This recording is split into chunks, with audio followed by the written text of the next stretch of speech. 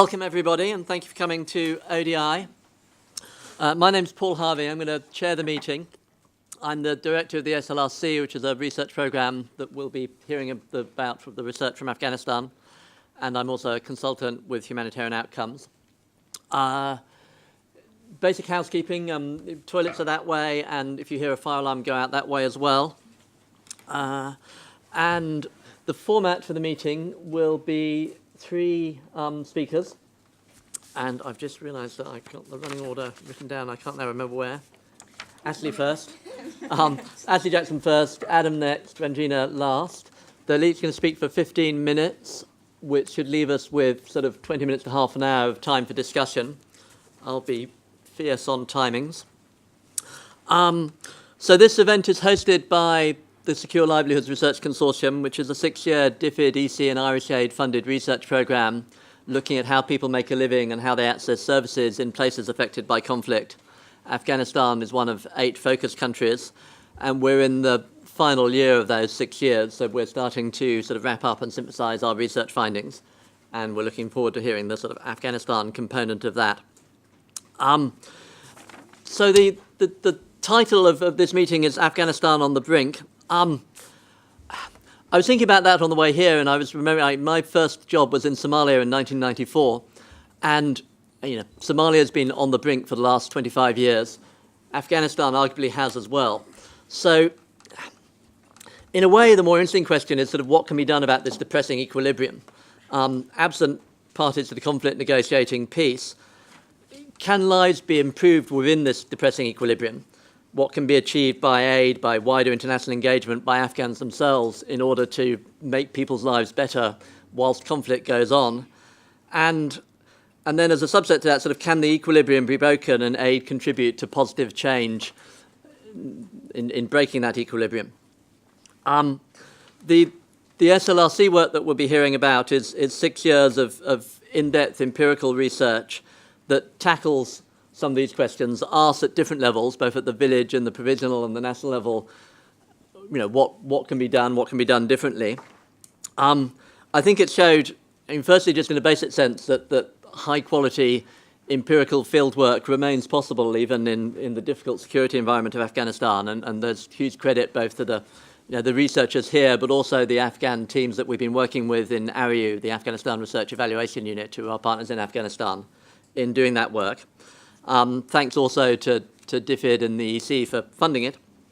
And without further ado, I will hand over to Ashley to start talking and telling us about the work. Okay. Thank you. Oh, I know. Do you want to intro? I want to introduce people. Okay. So they know who I am. Yeah, indeed. Sorry, guys. Ashley's the research associate with ODI. Has done lots of work on humanitarian and fragile and conflict-affected issues in Afghanistan and other places. Served as a particular affairs officer with the UN as a head of policy for Oxfam in Afghanistan from 2009 to 2011, as well as an advisor to the UK Parliament on Afghanistan. Within the SLRC, where she's been one of the researchers, Ashley's research is focused on understanding subnational governments and informal power structures, including in-depth fieldwork in Kandahar and Nangarhar. And she's starting a PhD in 2 weeks' time, I just discovered. So she'll be working on negotiations with the Taliban and others. Then Adam is a visiting professor in rural development at the Swedish University of Agricultural Sciences in Uppsala and a researcher of SLRC Afghanistan. He's worked on issues of rural livelihoods in the Himalayan regions for the last 20 years and published widely on the rural economy in Afghanistan. And lots of other stuff that I'm going to skip. Within the SLRC, Adam's research is focused on the rural economy and markets, including a panel survey that began in 2002 with the third round of the research excitingly forthcoming. We'll be hearing, I think, about the village level context work today. Ranjina Hamidi is Kandahar Treasurer's founder, and Ranjina returned to Kandahar in 2003 with a personal commitment to help lead change in Afghanistan. She assumed the leadership of the Women's Income Generation Project for Afghans for Civil Society, a development organisation dedicated to the social development of southern Afghanistan. transforming the income generation project of ACS into a viable business has brought sustainability to the women's work, now serves as a successful model of sustainable work in a developing nation. Ranjina's work and experience has enabled her to serve as a voice for Afghan women in international platforms. So welcome, Ranjina. It's wonderful to have you here. And she'll be providing us with a slightly more optimistic take on some of the challenge I said about what is possible within the current environment. So we'll look forward to hearing about that. And on that, I will now hand over to Ashley, having properly done my job. Sorry again. Okay, so I'm going to begin at the beginning, or at the beginning of at least this period in Afghanistan's history in 2001. So I'm going to begin with the Bonn conference. In a month's time, we'll see the Brussels conference on Afghanistan occur. And I think with the growing cynicism and the sort of, what did you say, the depressing equilibrium that often characterizes discussions of Afghanistan at present, I think it's good to start with the optimism that characterized the beginning of the intervention, the idealism, and the hope. And what you saw with Bonn and the Bonn process and the Loya Jirga and the elections and this period of years in the beginning was a sense of a blank slate in Afghanistan. Everything had been destroyed, infrastructure, but also the social fabric of the country was irreparably damaged. And in the imagination of the international community and the discourses of this period, it was like, the idea that a country had to be constructed from the ruins, and that nothing existed.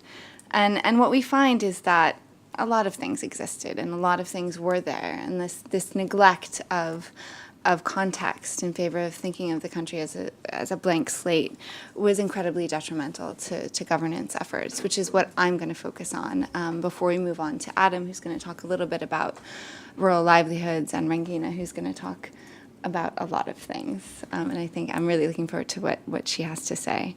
So essentially, we have 15 years of conferences that have made great promises and have delivered very, very little. The hopes of Bonn have been dashed. The Afghanistan Compact, which was meant to be a sort of roadmap, and the ANDS, the Afghanistan National Development Strategy. These are historical documents that have very little meaning, and the sort of timelines and benchmarks that they laid out have gone unmet. Of course, we have national priority programs and things like the Citizens Charter and all these things now that are sort of in part recycling these old themes. But it's in the midst of a context of deep pessimism. The national unity government is deeply divided and fragile. Insecurity is worse than ever. Civilian casualties are higher than ever. And the government at subnational level, which is what I'm really going to focus on in a moment, is seen as incoherent, corrupt, and in many places exists really in name and edifice only. So what we tried to do, the SLRC is a research consortium in Afghanistan, when we started our research about 4 or 5 years ago, was to understand things like governance and livelihoods and markets as Afghans experience them, rather than as the international community wishes them to be or thinks they should be. And so that's what I'm going to talk about a little bit. So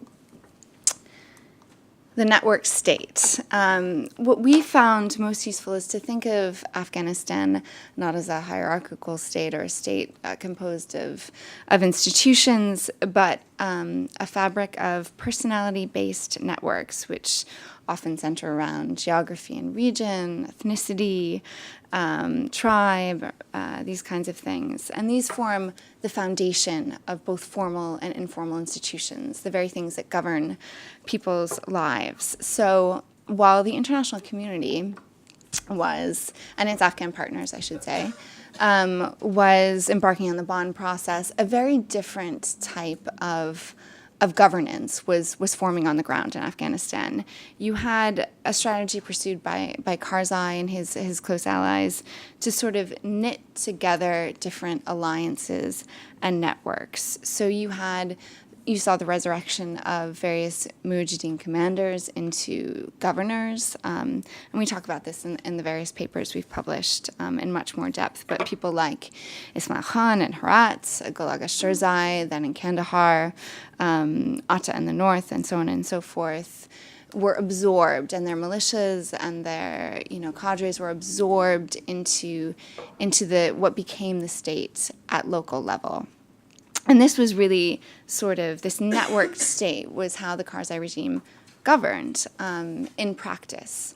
And so you had these institutions that were taking shape to varying degrees, but they were, for example, in Kandahar, the security forces were informal militias that were absorbed into what existed of the state, rather than sort of trained police or professionalized security forces. So these networks, from the very, very beginning, formed the bedrock of these institutions. And so what you saw was that Afghanistan at subnational level, was about personalities, about networks, and you had to access these networks in order to access jobs in the civil service, in order to get a place at university, in order to get basically anything done. And this, was heavily supported, wittingly or unwittingly, by the international community. On the one hand, donors and donor governments would talk about human rights, and they continue to talk about human rights, women's rights, sustainable institutions, cracking down on corruption.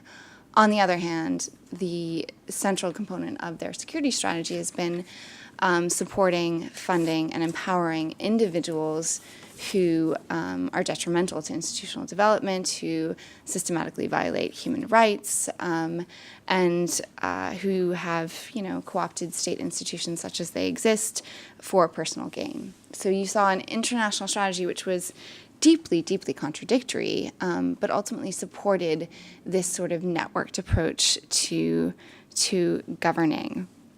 To the extent that these institutions, they simply don't really exist or function in many places beyond the individual networks that compose them.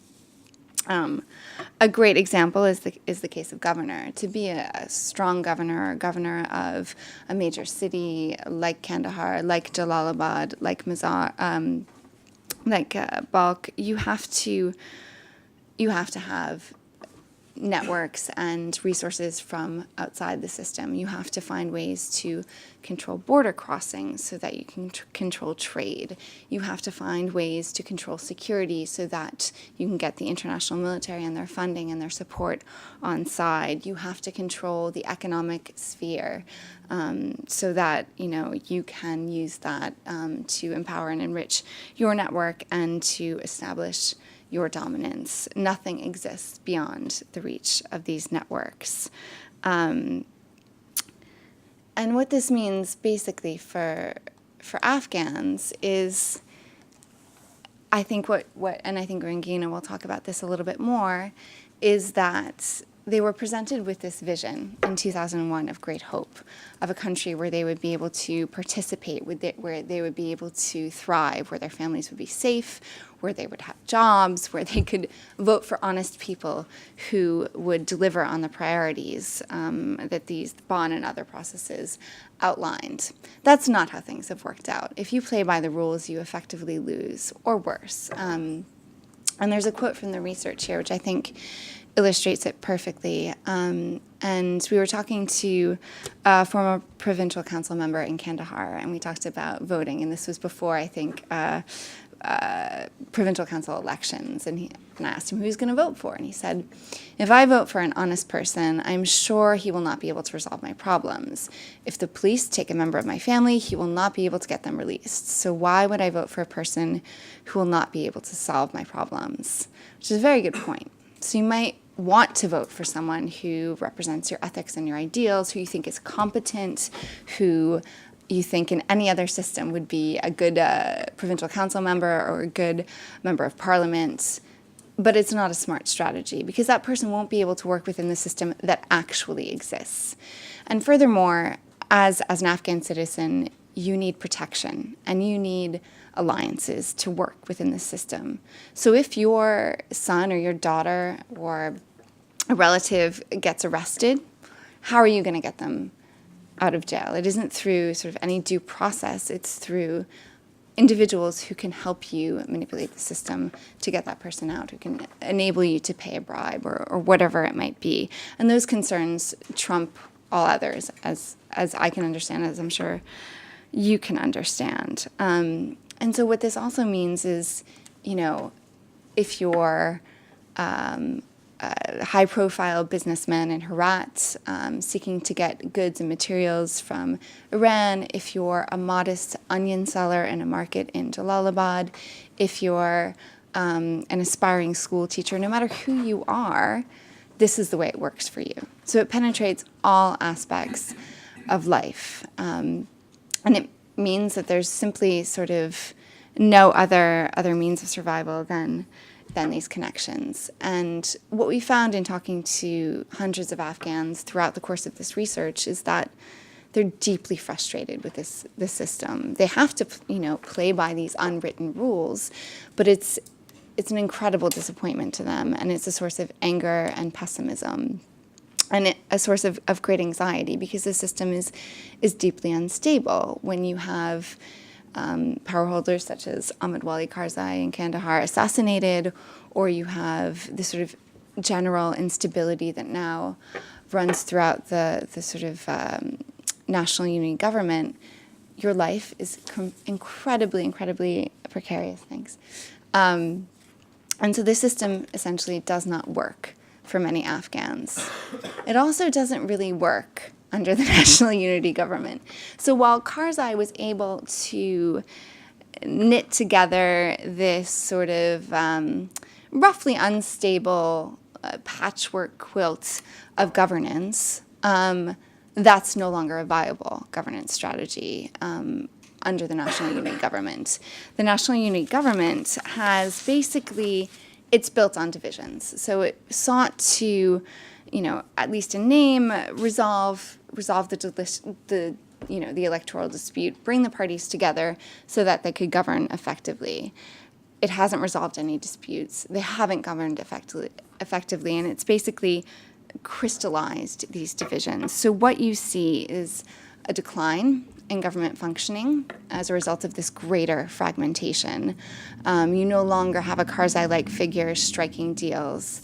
And this fragmentation cascades downwards. So at the central level, you see basically all of the tenets that were outlined in the agreement that formed the unity government. 2 years on, nothing's been done. You see the disputes over appointments, electoral uncertainty, lack of progress on electoral reform, lack of movement on the peace process, so on and so forth. These are all manifestations in various ways of this fragmentation, of this coming apart from within.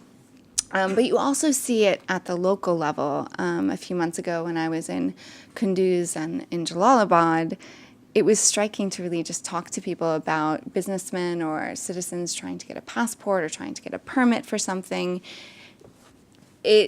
You sort of saw the proxy battles between the various contingents play out within local government. And the net effect was that life became much more difficult for ordinary Afghans, even more so than it already was, because there's this added layer of uncertainty, shifting alignments, where they had to sort of continually renegotiate their connections to get what they needed to get by. And that's what we're seeing. And so, the net effect both at the national level as well as at the local level for your average trader or your average citizen is uncertainty and increasing panic. And I won't speculate about what will happen in the future. And thank God my time is up. Saved by the bell. But perhaps we can sort of get to that in a bit. But I'll hand it over to Adam now. Okay, thank you.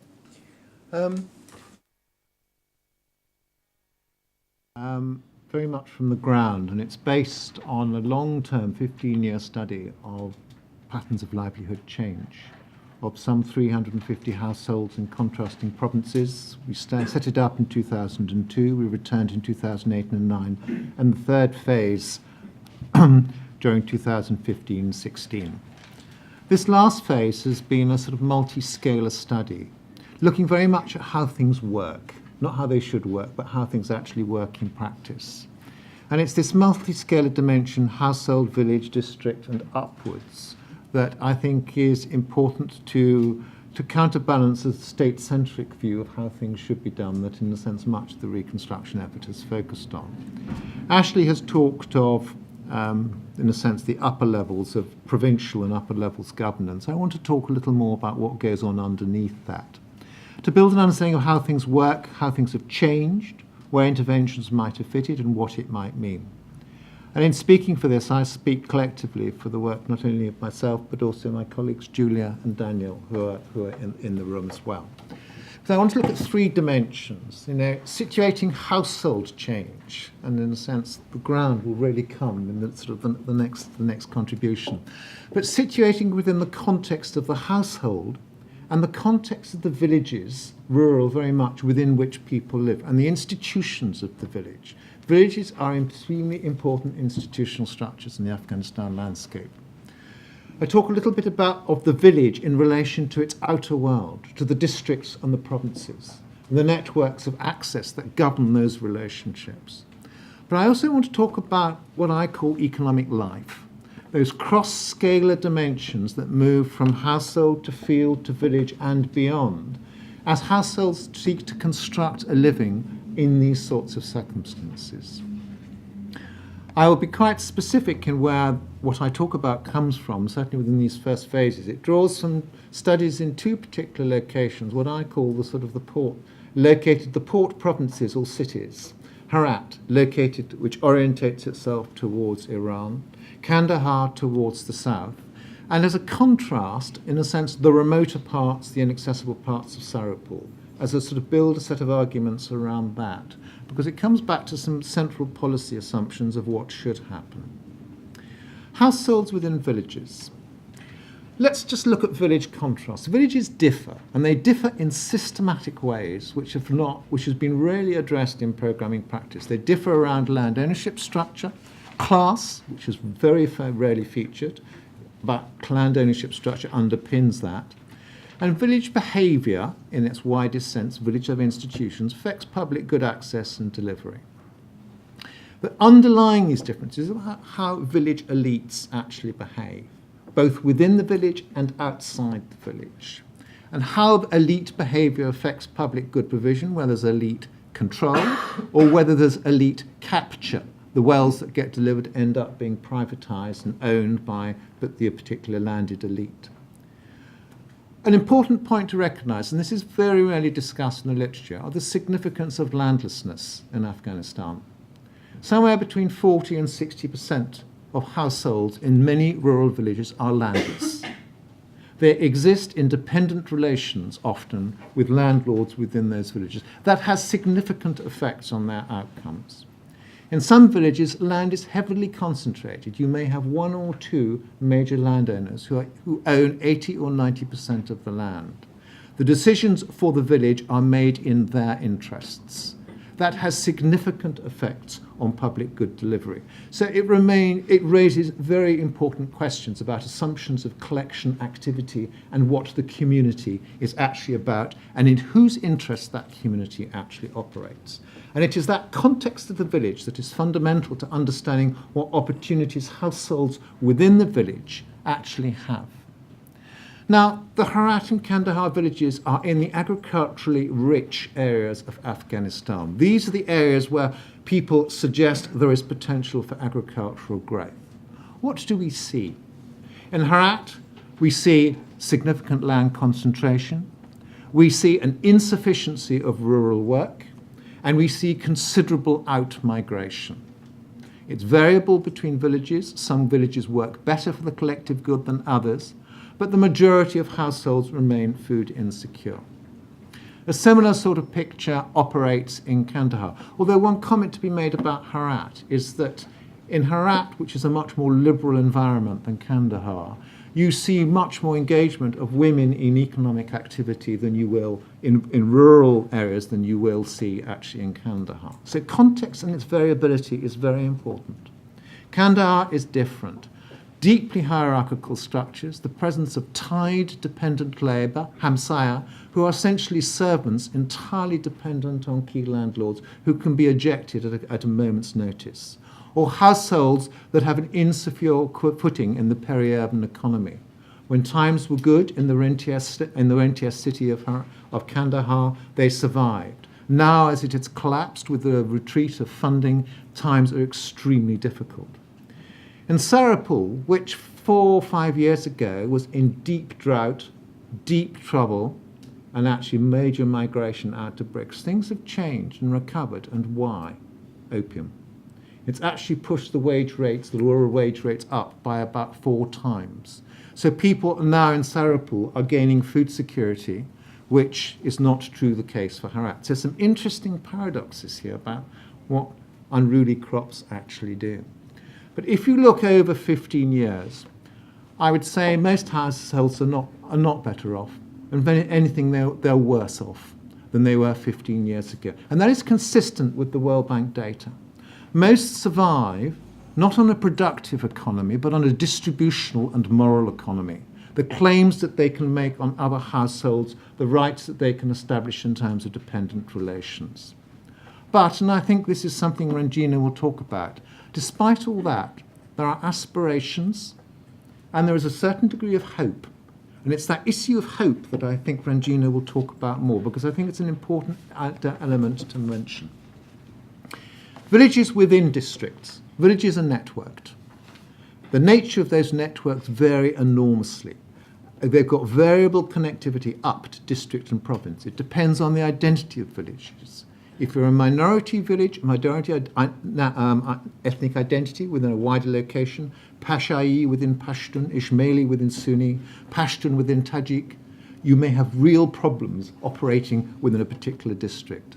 There are those elements, the nature of the elite. But the elite play a fundamental role in maintaining and accessing resources for villages through the networks that they can establish at district and provincial level. And it's fundamental to their legitimacy. I want to make a little more comment on economic activity. Agricultural commodity markets play 3 roles. Efficiency, for sure. They extract surplus. They extract profits, if in the model of agrarian transformation, which should go into investment. And of course, they exploit labour. And we have plenty of examples of how rural production exploits labour. Programming in Afghanistan has simply focused on efficiency and price, value chains. It's completely ignored the social relationships that underpin exchange in the marketplace. We've undertaken 4 studies around saffron, trade systems, and rural labour. And of course, Afghanistan has a market economy. But the markets are heavily regulated by social phenomena in exactly the same way as the political sphere is. They're regulated by geography, they're regulated by identity, by gender, the ways in which women are systematically excluded, and by class. The whole market system is lubricated by informal credit, based on trust, and it's a key mechanism of regulating to keep people out, to restrict and keep traders small, and also to take rent-seeking activities. And at the higher ends, you find the major economic players are closely linked to the major political players and act in a way to restrict access. Labour is not free. It's tied in dependent relationships offer, either directly through hamsaya or through sharecropping structures. So protest is not an option. It's either loyalty or you get out. Those are the options. That's what is available. By and large, the availability of rural work is limited and declining. In Kandahar, certainly the returns from the peri-urban economy means that actually these are saturated labour markets. People cannot find work. And it's only in Sarapul, in fact, that you actually find a shift because of the regrowth of the opium economy, where there are actually opportunities and better paid opportunities in the rural sphere. So what does this tell us?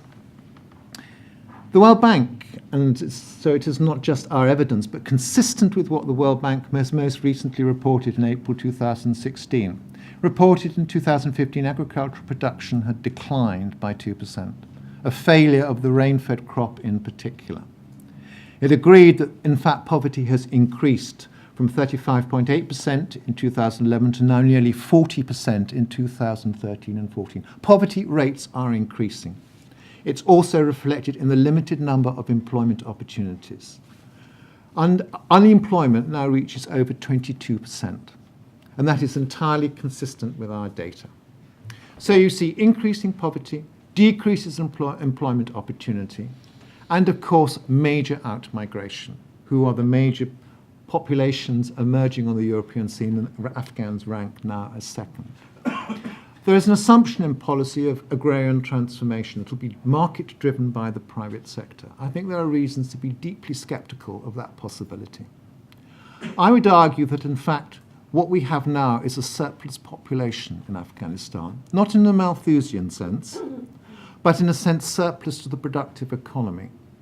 That in a sense the opportunities for employment and work in the agrarian sector do not exist anymore, and they will not exist in the future either. That is why people are leaving. I think we need to rethink, in a sense, assumptions about development and development progress and development strategy. I would say the intervention into Afghanistan has been built on development models that are outdated and irrelevant to the context in which we find ourselves now. I think the assumptions of agrarian transformation that underpin policy are simply challenged by the evidence.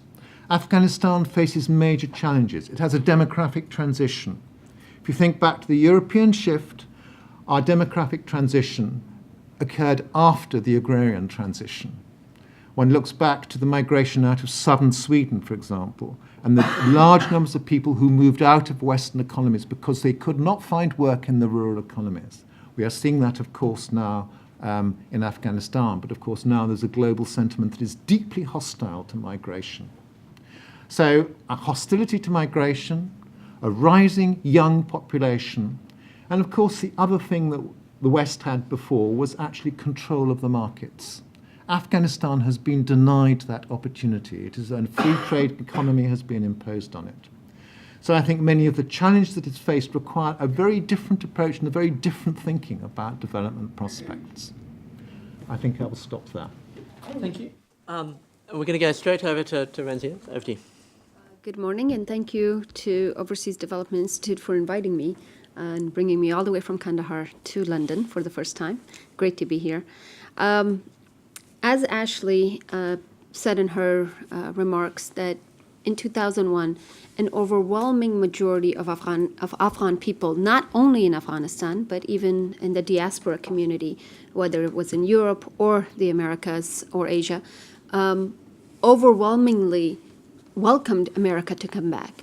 And that sentiment of welcoming America to come back and rebuild Afghanistan was attached to America's involvement in the development of Afghanistan in the 1960s and 70s, where America invested in very large, long-term, sustainable projects that still operate and provide great life opportunities to Afghans across Afghanistan. They did not know what was to come in 2016, 15 years later. And it's been mentioned several times that I will focus on a positive and a more optimistic view for Afghanistan. I don't want to paint a false picture that everything is great and wonderful in my home country, in the country where I live and work. But for an Afghan citizen to not have hope, we end up being the citizens who are leaving the country and who have no future either within our nation and now, unfortunately, even outside of Afghanistan, because the world is not the place that it was 20 or 30 years ago when my family actually fled Afghanistan when the Russian invaded, and we ended up settling in America. But as a citizen living on the ground, I push myself to have the hope, because that helps me survive and that helps me continue providing working opportunities to hundreds of very desperate citizens, which is particularly in my case women, in a very unsecure and a very conservative and a very unstable province of Kandahar. So Kandahar Treasure, as was told to you in the introduction, actually developed from a project within a nonprofit organization. And one of the reasons I helped register it as a business rather than an NGO was because I saw that eventually the donor community was going to dry out or leave. And so I could not depend on the donor funds to sustain us and to provide for us all the time. And I guess for me personally, having the dual citizenship, the dual identities of both being an Afghan and an American, having grown up in America with American ideologies of social entrepreneurship or development, I also wanted to help the citizens that I was working with, women in Afghanistan, to not depend on others so much. You know, Afghan women, the picture of Afghan women has always been painted as the immobile, voiceless, poor, helpless woman that needs to be helped because she cannot think for herself. I grew up in a family or in a community of Afghan citizens outside of Afghanistan, but I always knew of stories of women who were quite powerful, both politically, socially, and economically, in a place like Kandahar. So for me to be told that I was part of a very negative, very horrible picture of a being without a voice, without the ability to move, without the ability to think, I didn't want to accept that. And so Kandahar Treasure was kind of a response to that, to say that we're actually going to prove that we can build a project within a very difficult community and make it sustainable. Now, of course, thinking and dreaming about that in 2006 and 2007 was easier than it is in 2016. But I'm proud to say that as of today, we're still the first, we have made history in that registering ourselves as a first social enterprise registered and operating in Kandahar province, owned and operated by all women since 2008. And we've only received one grant from State Department. And it was not to help the operation, but it was more to help my time and my commitment when I decided to go back to America for a short period of 2 years after my father was killed in Kandahar. So the grant did not necessarily help the organization, but it was more to help me to be able to come and continue to support Kandahar Treasure even when I was abroad. Today, we provide work to 35 full-time staff, of which 27 are women, and the remaining are male support staff, so the security guards, the drivers, which unfortunately in a place like Kandahar cannot be women, right now at least. We still continue to provide work to 250 women artisans creating beautiful fine hand embroidered products that I'm wearing today, which is a skill set that the women of Kandahar have always had for centuries. And Kandahar Treasure is now bringing that skill set out to the market, both locally, nationally, and internationally to the market space. And in a good year, since 2008, we have been able to sell more than $300,000 worth of goods. So yes, it might $300,000 in the comparing to the amount of funds that have come into Afghanistan since 2001 is probably a drop in the ocean. But I still consider it a very significant drop that needs to be recognized and applauded, to be earned by women through their needles and threads. And so this is an accomplishment that should not be overlooked. In addition to example of Kandahar Treasure, there's Zarif Designs, which is another textile initiative based in Kabul that is providing employment and creating a product that is both marketed nationally and internationally. There are hundreds of private schools that are opening up daily. Now, I'm not going to talk about the quality of it, but the fact that there are individual citizens who are, initiating these efforts to build the education system because their niche is that the public school system is not sufficient enough or of quality, and so the alternative to private institution, the resurgence of the private institution, is a step towards progress, and the competition is great among in that sector. And if you look at the physical reality of Afghanistan, I went back in 2003, and in particular, I went straight to Kandahar. There was not a single paved road in Kandahar city in 2003 when I went, and this is January 30th, 2003. Today, if you go, it's hard to find an unpaved road in the city of Kandahar. That doesn't mean that this is, it's the end of all problems. But the fact that the physical changes there, most cities are now green. We have flowers built in the city. I mean, there's roses bushes. People, solar panels, which provide solar energy for streets to be lightened in the dark. This is progress that people see and they're happy about, and they don't want to go back to 2001 and prior to that, to go back to a state that they obviously did not enjoy. But all this progress does not mean that it's without challenges, and especially in the political sector that both of my colleagues have talked about. To not overlooking the successes of examples that are present in Afghanistan, but the challenges that I see as an individual, as a businesswoman. I've become a businesswoman. I wasn't trained to be a businesswoman. One of the main issues that affect me and my people in Afghanistan is that while we appreciate the assistance that the international community has brought in, we also realize and recognize that a lot of our infrastructure of who we were as Afghan people, the proud, the hardworking, the independent, that Afghan independent soul has been broken, where it was once a pride to, even if you were a beggar, you never extended your hand out. You expected the system, the maliks, the tribal elders in the village to look after you. So all of that is true, but you never physically extended your hand out for begging. Whereas today, after 15 years, I think the international community has helped greatly in creating a nation of beggars, and some of them very rich beggars. And we all know who they are. And so this notion of constantly doing things in exchange for money has has destroyed the very fabric of initiatives by local citizens, because people expect, well, America is here, Britain is here, Germany is here. They're going to pay us to clean our own canals that we've been doing for centuries. But if we're going to get paid for it, why should we do it as we've been doing for centuries? This is a challenge to ruining the social fabric of the country. And then now with programs like the SIV visa by the State Department and other countries alike, where the 15 years of involvement in Afghanistan that has created a little bit of brain power, whether it's been in experience and learning the language or learning computers, once they've become somebody's, both young men and women, we have created a wonderful opportunity for them to leave.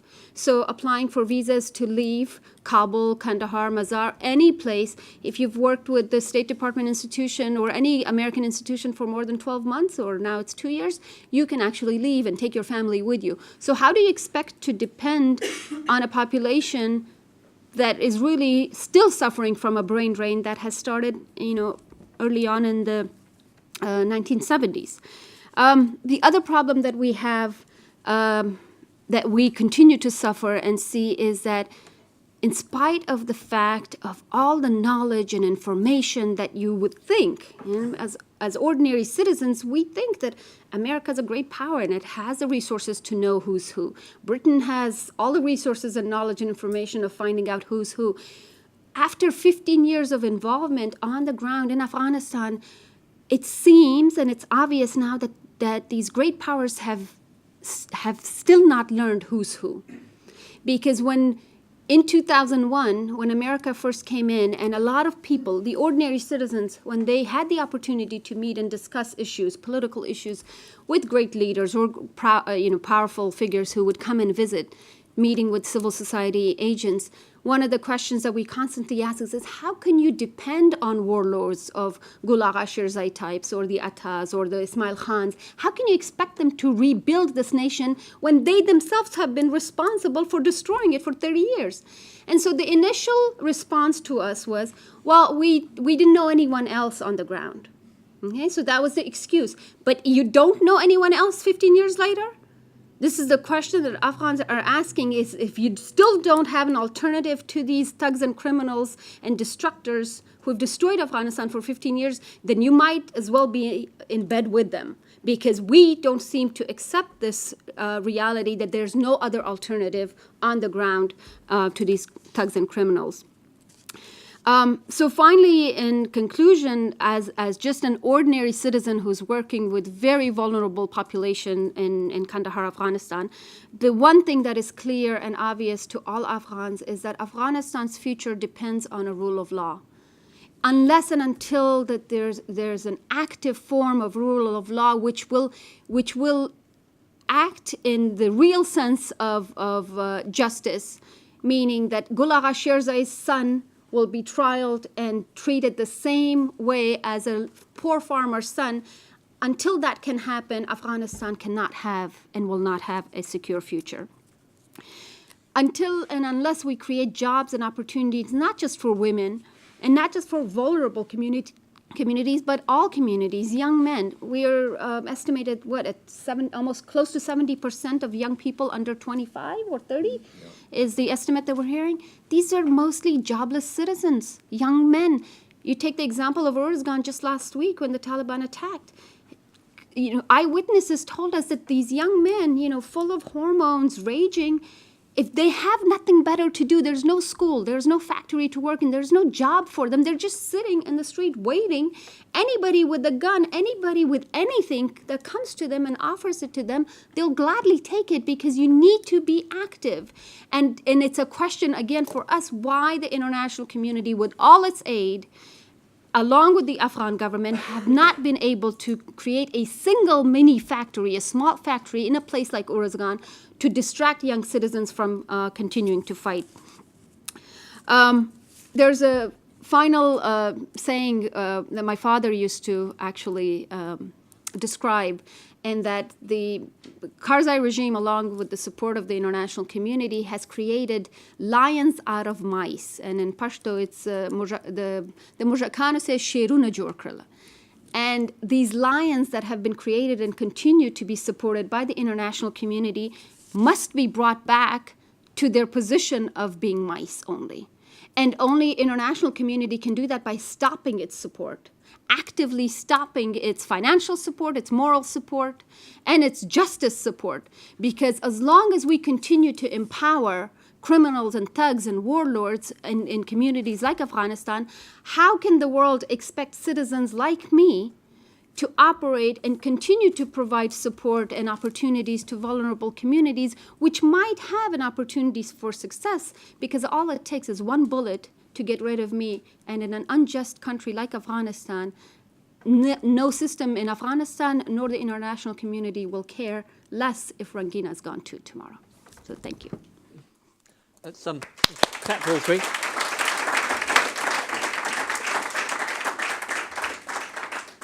Right, we had three wonderful and wonderfully disciplined on time presentations, so we've got proper time for discussion.